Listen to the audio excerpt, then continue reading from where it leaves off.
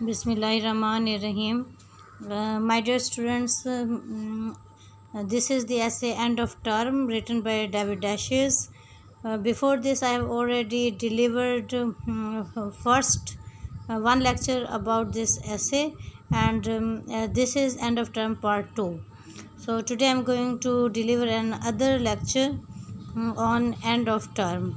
So before this, I discussed with you the main questions that have been discussed in this essay.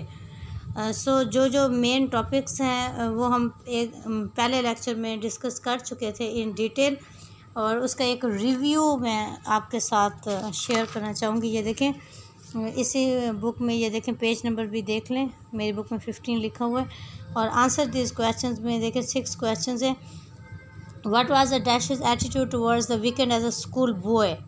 तो school boy मतलब student, school का जो student था उस life में dashes का एटीट्यूड किस तरह का था वीकेंड के बारे में।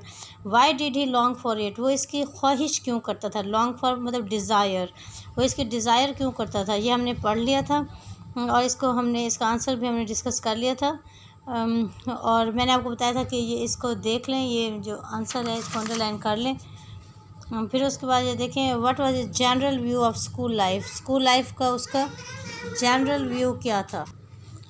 Alright, so second question is what was his general view of school life. School life का उसका जनरल व्यू क्या था। ये 2 क्वेश्चंस हम पहले लेक्चर में डिस्कस कर चुके हैं, और today we are going to discuss question number 3 and question number 4। Question number 3 देखें, he like holidays for their freedom. Freedom from what, वो छुट्टियों को आज़ादी की वजह से पसंद करता था। किस चीज़ से आज़ादी। इस क्वेश्चन का आंसर भी हम ऑलरेडी पिछले लेक्चर में डिस्कस कर चुके हैं। इसका भी फर्स्ट पैराग्राफ के अंदर इसका आंसर भी डिस्कस हो चुका है। How did he spend his summer holidays, अपनी गर्मियों की छुट्टियां वो कैसे गुजारा करता था। ये देखें, ये क्वेश्चन नंबर 4 है, how did he spend his summer holidays. तो ये आज ये हमारा जो फोकस है, हमारा मेन फोकस वो सेकंड पैराग्राफ है, और उसमें सारी उसकी हॉलीडेज़, समर हॉलीडेज़ भी आ जाएंगी, बाकी सारी हॉलीडेज़ भी इसके अंदर आ जाएंगी। Sometimes there were unexpected respite. Respite होते छुट्टियाँ, बाज़ दफ़ा गैर मामूली छुट्टियाँ होती थी। A half holiday to let us attend a football match, एक आधी छुट्टी जो हमें मिलती थी फुटबॉल मैच अटेंड करने के लिए। With some unforeseen circumstances had caused to be cancelled the preceding Saturday, और the sudden dismissal of school an or two before the usual time because of some unexpected crisis or celebration. तो ये जो unexpected respite हैं, गैर मुतवक्के छुट्टियाँ, ये किस वजह से होती थी। तो उसने बताया कि बाज़ दफ़ा कोई गैर मामूली कोई वाक़या, क्राइसिस या सेलिब्रेशन। क्राइसिस परेशानी में होते, और सेलिब्रेशन होते खुशी में। कोई जो आप किसी चीज़ की जो खुशी मनाते हैं उसको सेलिब्रेशन कहते हैं।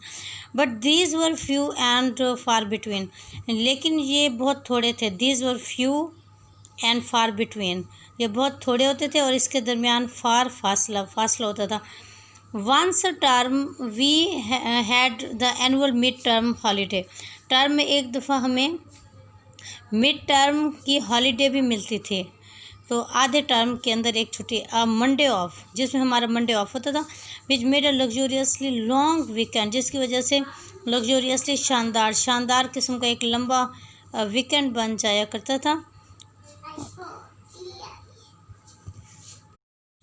ऑलराइट, सो हम सेकंड पैराग्राफ पढ़ रहे हैं। तो यहाँ पर रिस्पाइट का वर्ड यूज़ किया है राइटर ने। रिस्पाइट का मतलब होता है हॉलीडेज़, अनएक्सपेक्टेड रिस्पाइट, गैर मामूली छुट्टियाँ।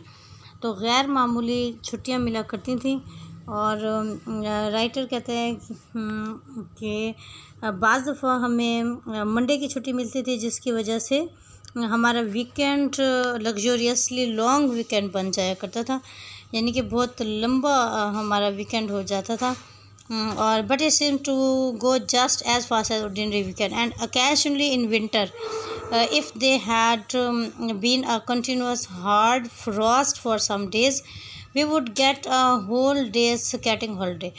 और सर्दियों में बाज़ दफ़ा अगर फ्रॉस्ट होती थी, बर्फ़बारी होती थी, शदीद ठंड और सर्दी होती थी, तो फिर हमें एक पूरे दिन की होल डे स्केटिंग हॉलीडे, इसको आप अंडरलाइन कर लीजिएगा, होल डे स्केटिंग हॉलीडे, पूरे दिन की हमें स्केटिंग एक गेम होती है जो बर्फ़ के ऊपर खेली जाती है, तो पूरे दिन की हमें गेम खेलने के लिए छुट्टी मिलती थी।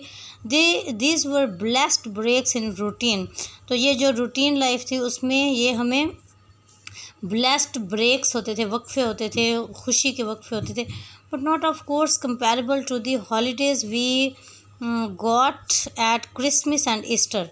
और ये दो त्यौहार हैं जो ख़ास तौर पर जिनका जिक्र किया गया, जिस पे बहुत ज़्यादा हॉलीडेज़ यादगार थे। ये है क्रिसमस का मौका और ईस्टर का मौका।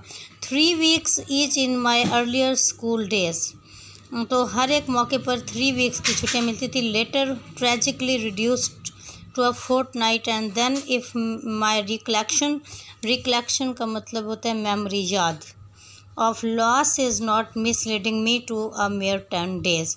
तो पहले 3 वीक्स की थी, लेटर 2 वीक्स की हो गई, और फिर बाद में वो कहते हैं कि 10 डेज़ की रह गई थी छुट्टियाँ। But the holidays were the summer holidays. देखें ये आ गया क्वेश्चन नंबर 3 का जिक्र। तो जो सबसे ज़्यादा अच्छी हॉलीडेज़ थी वो थी summer holidays. The 2 months vacation we got in the summer, तो 2 हफ्ते की छुट्टियां हमें समर टाइम में मिलती थी। And it was these months towards which the whole year moved, और यही वो 2 months थे जिसके गिर्द पूरा साल घूमता रहता था। मतलब कि जिसके बारे में पूरा साल स्टूडेंट लाइफ में वो सोचते रहते थे कि हमें वो छुट्टियां मिलने वाली हैं। तो ये पार्ट 2 हमारा आज का कंप्लीट हो गया है,